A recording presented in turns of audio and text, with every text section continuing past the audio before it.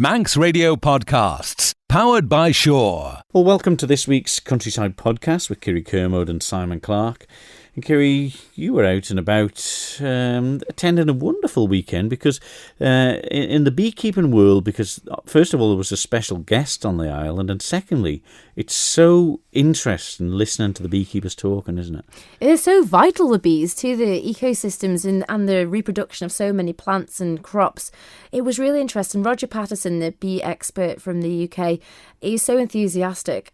But the talk he gave was about the exotic bees coming in from Europe and how feisty they are, and they can chase you around and sting you. But the actual Manx bees are quite docile and very friendly. Yeah, and such experience at them. I know we've got a lot of beekeepers on the island who are so experienced and willing to pass on their help, but a lot of experience with Roger as well. 53 years experience. So it's a long time, and his knowledge is unbelievable.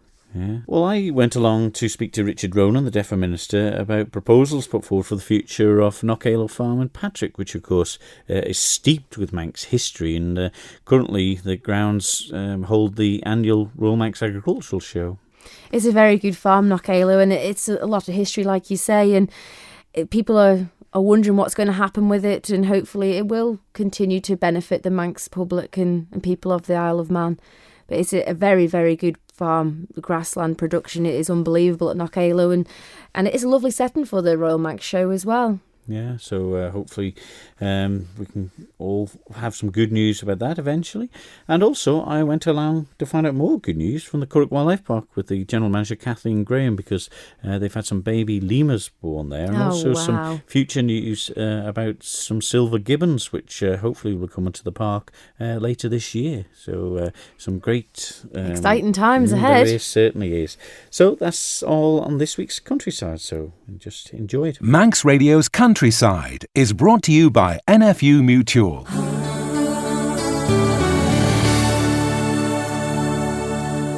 The sun has finally come out in the Isle of Man, and it's got a bit warmer, and there's been less rain. Hooray, hooray.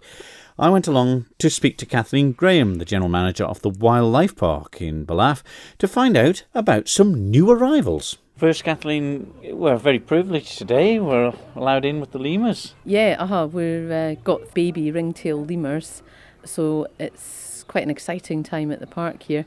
This is the first baby lemurs that we've had for a number of years, because of course we just had a bachelor all-male group for a while, but at the park we introduced female lemurs last year, so... That's not a bad record though, introducing them and then you got baby ones more or less straight away. Yeah, they have a kind of breeding season, so it is normally around Easter time that they give birth. Obviously Easter was a little bit early this year. Do you know the sexes of them yet? Not yet, we won't do that until they're a bit older. We'll be able to see what sex they've got, but at the moment the mums are keeping them quite close to their belly.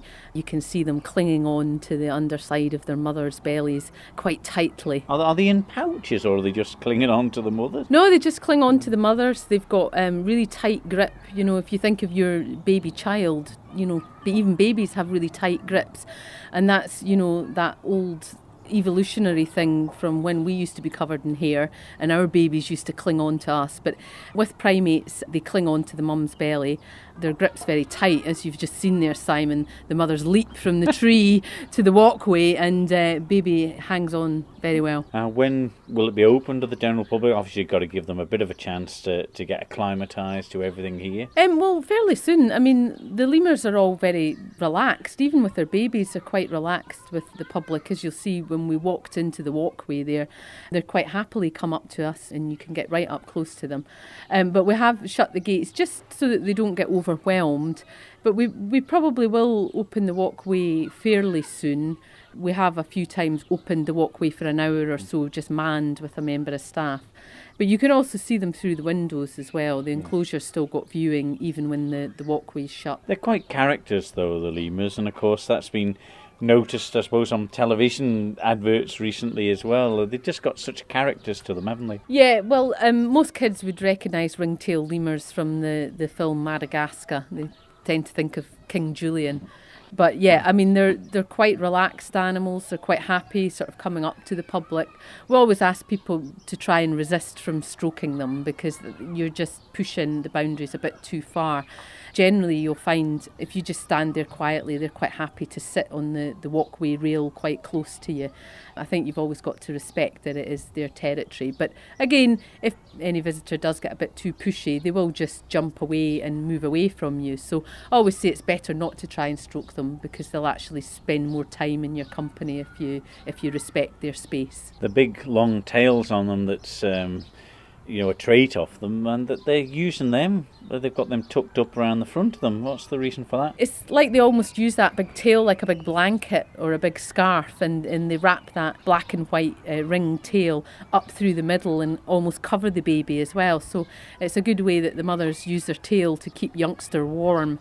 Thankfully today it's a lovely sunny day and they're not needing to keep them too warm. The babies are enjoying the sunshine. They seem to be very at home in the environment that you got here at the Wildlife Park though? Yeah, it's a really relaxed place. It's quite open, quite natural. I think that's quite important for animals as well. Just as us as humans, we enjoy natural space.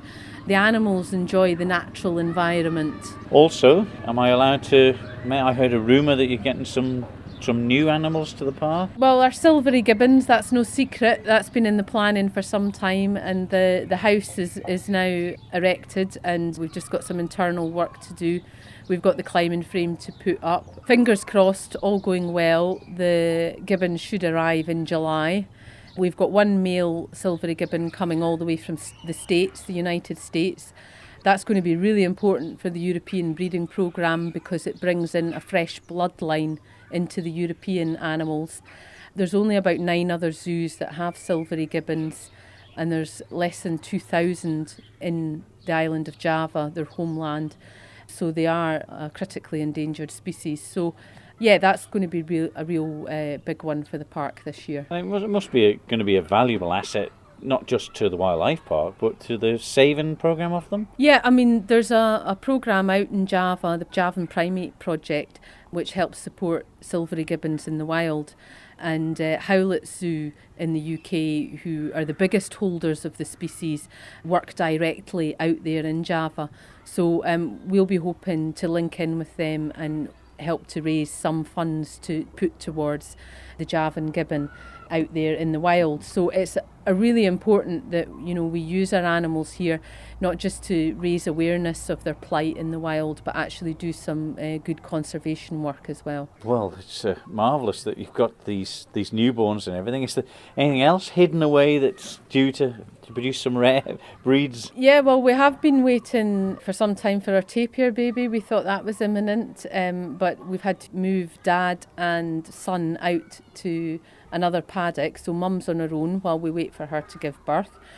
Our coatis have been very prolific this spring.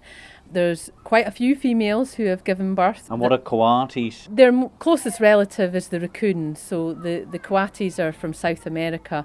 They're very active. They've been a very popular animal since they came to the park last year. We had 1 litter of 5 last year, but now we've got at least 3 females that have given birth, each to a litter. So those youngsters are in the nest boxes at the moment. They come out when they're about 5-6 weeks old. So we're waiting for them to make their public appearance. You have to leave the mothers to it. If you disturb them, they might, eat their babies. So the best thing to do is just leave them alone. So we haven't counted how many babies we've got, but we reckon it's quite a few. So we're waiting for them to all make an appearance. So that'll be quite exciting. And of course our porcupines have been very prolific as well. So there's quite a few things that are breeding at the moment, which I think is great. It's great for the park. The General Manager of the Curragh Wildlife Park in Ballaugh, Kathleen Graham. Great to see they're progressing well.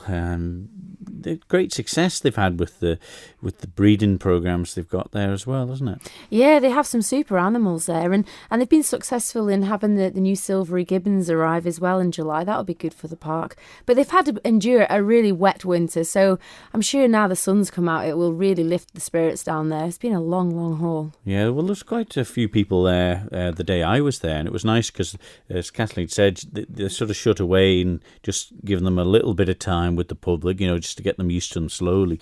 And there was just 4 people with a kid each there when I was there, and Catherine just said, "Oh well, while we're in here looking at them, you might as well come in." So it was so nice, and they were so appreciative of it, because it can't be easy, trying to get everything there. And the gibbons, as you say, only I think 8 or 9 zoos around Europe have them. It's a massive achievement for the Isle of Man and for Kathleen at the park with her staff.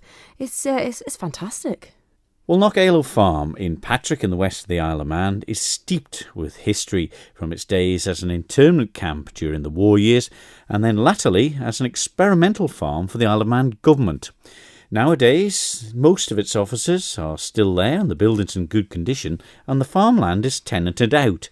Well, to find out more about proposals for its future, I spoke to Richard Ronan, the DEFA Minister. Yes, we have a public meeting called for the 19th of May at 7:30. Basically, this is a commitment which we gave. It was a basic follow-up of where we are. And there's been quite a bit of work done since the last public meeting, but not necessarily noticeable. There's a lot of sort of groundwork being done on getting real data on where we need to go forward before we can go out expressions of interest for the leasing of the buildings and potentially land around, and areas which include statements of significance by Liverpool University, which has been incredibly useful. So really it's an update of where we are and getting to a stage now where we're getting close to putting out for expressions of interest, so we can engage with hopefully the private sector or individuals who would be looking at running this to what is agreed a criteria which we have engaged with the commissioners. I have involved the captain of the parish as well. I thought that was very, very important, and the local community, and they've given us great feedback. So there's sort of guidelines really where we would like to go with this. But also on top of that, I think it's important to mention that there's some fantastic work gone on by people who are doing the internment camp, resurrecting the sort of experiences of that, and we met with them, a couple who have done that now for a few years, and if I'm honest with you, I'm absolutely bowled over by the work that they've done. And at the public meeting as well, I'm hopeful that we'll have a presentation on where they are up to in regards to their ideas and aspirations in regards to their proposals, which I see as being working perfectly, hopefully dovetailing in with any future private investment, because to me one will feed the other. We're about getting visitor numbers through the gates of Knockaloe, hopefully creating new businesses which will encourage education, encourage food production and areas around that. But what we've got to do is cast the net out and see what comes back. We're hopeful that this can happen certainly within the next month, and the process will go on for a few months, that's for sure. We're not going to put a designated time ending on this. Let's see what comes back. But it's pretty clear there has been interest from the outside about opportunities. I don't see government as this government working in partnership, but it's the landlord ultimately at the end of the day. And if we get this right, this could be, I believe, one of the most visited areas in the Isle of Man. It comes with what will be hopefully new investment. That will tie into what is potentially unbelievable what's going to happen with the internment camp proposals. We're looking at creating new footpaths, so basically people can come and have a few hours around, and gorgeous walks around Knockaloe. We're creating new public footpaths around there. I know the other day when we spoke to the people from who are doing the internment camp ideas, they've got short little walks as well, which will highlight. They'll have notice boards around as well, which is great. For short walks for families, etc. as well. And certainly when you go up to the left of Knockaloe, you got them, the mounds there and the hills, and we're perhaps going to put a viewing area up there, perhaps with binoculars and things like that. So. Yeah, I'm excited by this, and it's taken an awful long time. But with government, everything takes forever, doesn't it? And but this has been going on a lot longer before my time. So I'm pleased it's at least before the end of this administration, it's coming to some sort of fruition. And Manx and the pub mongers will be saying that there's permission for a new bungalow to go at Knockaloe, and by the time it gets from the station, Port Erin to the Grosvenor and Andrews, there'll be 500 houses getting built on it. Yeah, I've already given it. You're absolutely right. That's brilliant. I think really there's been a commitment, from me. There's no way you would put a new housing estate. That's the last thing we need right there. So I can categorically say no. The Department of Environment, Food and Agriculture Minister Richard Ronan there talking about the proposals put forward for the future of Knockalo Farm. And a good farm it is, Kiri, isn't it? It's a super farm. It's a very good growing farm, and it's one of the bigger ones. Yeah, there must be a few acres in it. I don't know exactly, but it's all sort of good land considering there's one or two hills around it as well, I suppose, for shelter and everything you'd want, isn't it? But a bit of landfall on it, so the water's going to run onto somebody else's. No, it is a very good farm. It's got a little bit of everything, and on a windy day, she sure is a bit blustery, but in the summertime, it's a great grass-growing farm.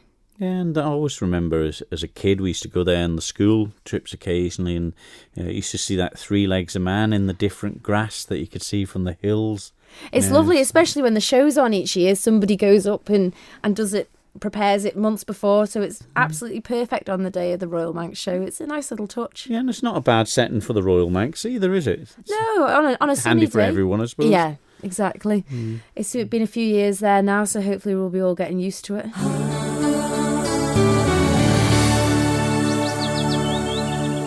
Manx Radio's Countryside is brought to you by NFU Mutual. So, Simon, what do you know about bees? Not too much, no more of a bird man myself.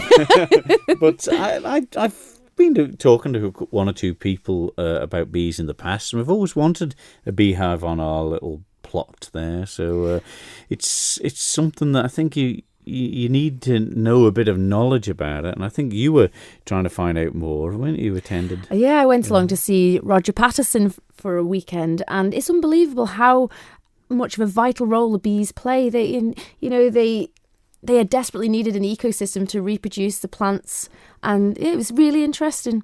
So I went over to the west of the island to meet up with Roger Patterson to see how important the Isle of Man bees are. Certainly health, I haven't seen any real problems. The main problems that everyone else seems to have is varroa, which at the moment you haven't got. And another one is a foul brood, which I also understand you haven't got either. Now, a few years back when you first came here, you said the aggression of the bees on the Isle of Man was quite terrible. Has it improved over the last few years? The aggression of some colonies wasn't very good. The vast majority of them were okay.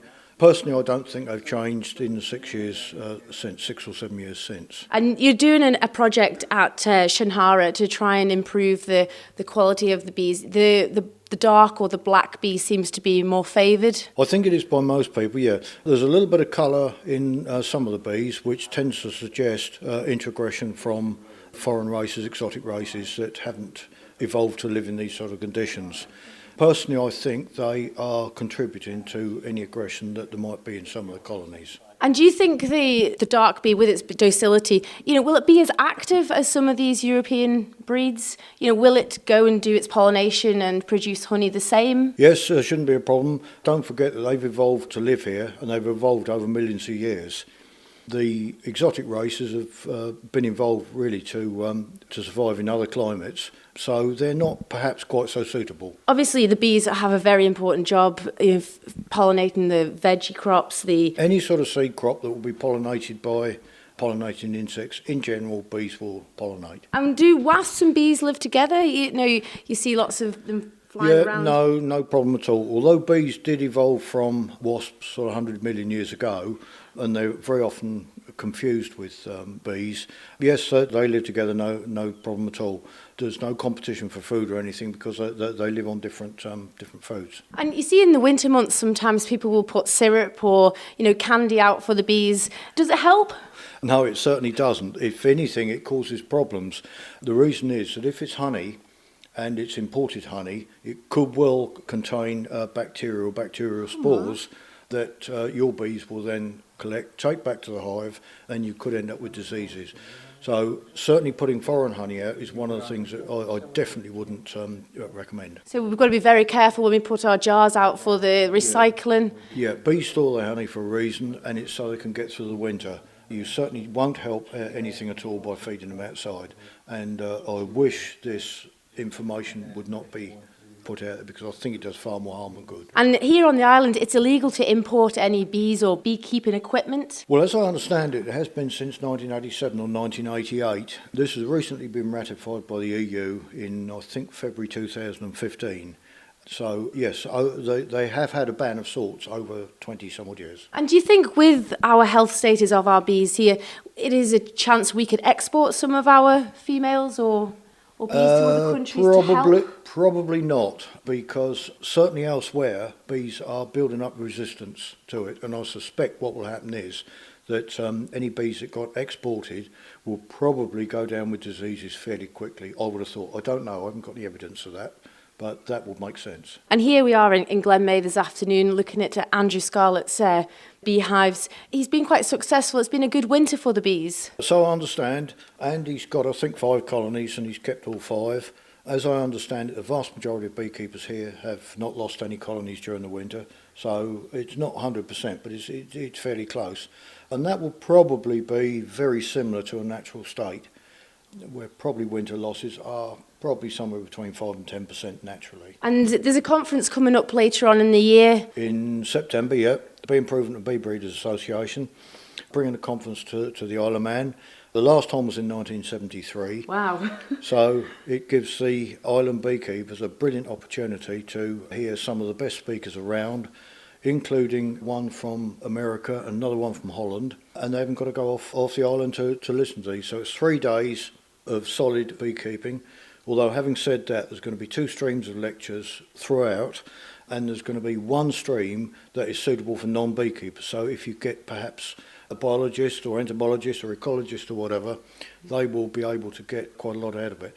All sorts of things, like how bees prepare what comes into the hive so they can preserve it or use it, perhaps the mating biology of bees, the genetics, all sorts of things like that. So you don't actually have to be a beekeeper. But if anyone's interested, then it will be advantageous to book on the course. I see there's quite a number of young beekeepers on the Isle of Man wanting to get going.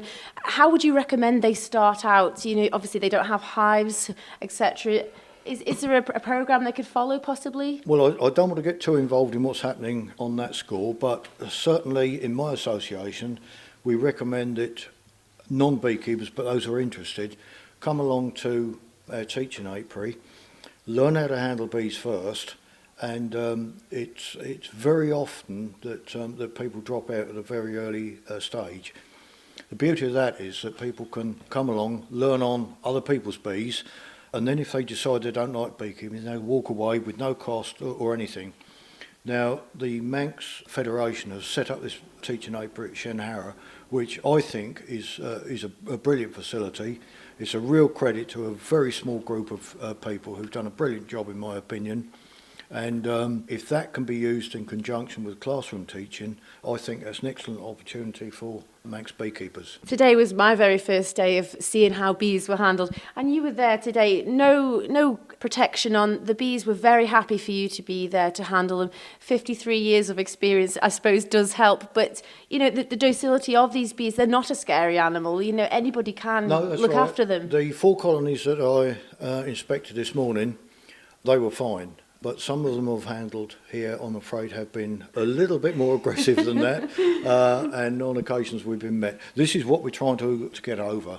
The problem is, if beekeepers have got aggressive bees, and that's all they've seen, that's all they think that other bees are like. Whereas if, especially down at Shenharra, they can get some really good bees in, get the other beekeepers in, handling those, they realise that they're good-tempered, they then might think to themselves, hang on, I've got to do something about my bees, yeah. Yeah, it's all about the breeding and the genetics, I suppose, that brings the best out in them. Yeah, I mean, there are several reasons for bad aggression, and of course genetics is one of them. And what's called F2 aggression, which is sort of second generation from pure queens, is a problem. It's not a problem here because you're not importing. But certainly off island, it is a major problem, and that's one of the reasons why it's important not to import bees, as well, of course, as a potential for varroa mite coming in, because the varroa mite is about the size of a pinhead, and literally one of those coming in on one bee, if it goes into a colony and is successfully introduced, it could, in my opinion, be the end of beekeeping on the Isle of Man as it currently is forever.